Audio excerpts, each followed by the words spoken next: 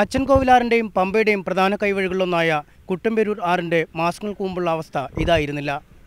മാലിന്യ നിക്ഷേപവും കയ്യേറ്റവും പെരുകിയതോടെ ഒഴുക്ക് നിലച്ച് നിർജ്ജീവമായ പച്ചത്തുരുത്തായി ഇവിടം മാറി.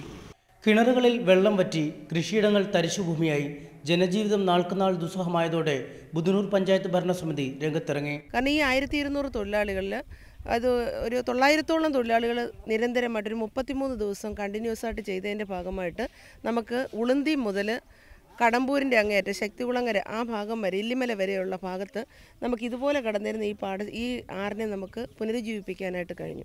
അപ്പോൾ അതിനകത്തിൽ ഏറ്റവും വലിയ റിസ്ക് ഏറ്റെടുത്തതെന്ന് പറഞ്ഞാൽ ഭരണസമിതിയെക്കാട്ടി കൂടുതൽ ഈ തൊഴിലുറപ്പ് പദ്ധതിയിലെ തൊഴിലാളികളാണ്. 90% സ്ത്രീകൾ ഉൾപ്പെടുന്ന തൊഴിലുറപ്പ് തൊഴിലാളികൾ ദൃഢനിശ്ചയത്തോടെ കൈത്തോടിൻ്റെ വലിപ്പം പോലുമില്ലാതിരുന്ന ആറ്റിലിറങ്ങി. മരങ്ങൾ പിഴുതെറിഞ്ഞു, പുല്ലുകൾ വെട്ടിയൊതുക്കി, പാമ്പിനോടും നീർനായയോടും രക്തം കുടിക്കുന്ന അട്ടകളോടും പടപൊരുതി. പുഴ തിരിച്ചു പിടിക്കാൻ നടത്തിയ യുദ്ധത്തിനിടെ തൊഴിലാളികളിൽ ഒരാൾ മുങ്ങിമരിച്ചിട്ടും പിന്മാറിയില്ല. ഡെങ്കിപ്പനിയും എലിപ്പനിയും തൊഴിലാളികളെ നിരന്തരം വേട്ടയാടി. ദിവസങ്ങളോളം ആശുപത്രിയിൽ കഴിഞ്ഞവർ കിടക്ക വെട്ടിയുടൻ പുഴയിലേക്ക് മടങ്ങിയെത്തി. ഞാൻ ഈ ആറിൻ്റെ പണി ചെയ്തതിന് ശേഷമാണ് എനിക്ക് പനിയായി 16 ദിവസം ചെങ്ങന്നൂർ ഗവൺമെൻറ് ആശുപത്രിയിൽ ചികിത്സയായിരുന്നു. അവിടുന്ന് ഭേദമായി വന്നു കഴിഞ്ഞപ്പോഴാണ് വീണ്ടും ഈ പണി ചെയ്യണമെന്ന് വന്നത്. അപ്പോൾ നമ്മുടെ നാടിൻ്റെ ഒരു പുരോഗതിക്ക് വേണ്ടി കഷ്ടപ്പെടാനുള്ള ആഗ്രഹം, സന്തോഷം മനസ്സിലുള്ളതുകൊണ്ട് ഞാൻ ഇതിൽ വീണ്ടും ഈ പണി ഏറ്റെടുത്തു. തൊഴിലുറപ്പ് കൂലി ഇതുവരെ ലഭിച്ചില്ലെങ്കിലും തൊഴിലാളികൾ ഇപ്പോഴും ആറ്റിൽ തന്നെയാണ്. തിരിച്ചു പിടിച്ച പുഴയെ നിലനിർത്തണം. ഇപ്പോൾ കാണുമ്പോൾ അത്ഭുതം തോന്നുന്നു വെച്ചാൽ ഒരുപാട് മാറ്റം വന്നിട്ടുണ്ട് ഇതിന്. ഇനി ഇത് പോരാ, ഇനി ഞങ്ങൾക്ക് ഇതിൻ്റെ ബാക്കിയുള്ള പണികളിലൂടെ നടത്തി ഇത് ആറ് നല്ല രീതിയിലാകണം.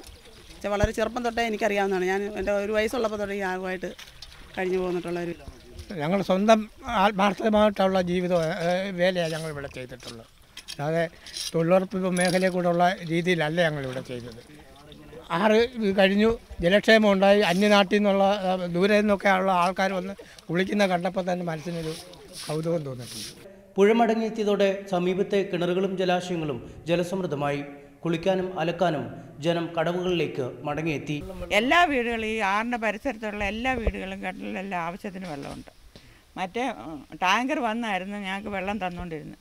ഇപ്പോൾ ആറ്റ് നല്ല ഒഴുക്കുമായി, ആറ് നിറച്ച് വെള്ളമായി. അപ്പോഴെല്ലാ വീട്ടിലും ആവശ്യത്തിനുള്ള വെള്ളം കിട്ടുന്നുണ്ട്. 110 മീറ്റർ വീതിയുള്ള പുഴയെ കയ്യേറ്റങ്ങൾ ഒഴിവാക്കി വിസ്തൃതമാക്കുകയാണ് പഞ്ചായത്തിൻ്റെ അടുത്ത ലക്ഷ്യം. ഇതിനുള്ള നടപടികളും ആരംഭിച്ചു കഴിഞ്ഞു. പുഴ പുനഃസ്ഥാപിച്ചതോടെ ഒരു നാടിൻ്റെ ജീവൻ തന്നെയാണ് തിരിച്ചു പിടിച്ചിരിക്കുന്നത്. ഇനിയുള്ള ദൗത്യം പുഴയുടെ ജീവൻ നിലനിർത്തുകയാണ്. കുട്ടമ്പേരൂരിൽ നിന്നും cameraman PK പ്രശാന്തിനൊപ്പം MS Aneesh Kumar, News 18.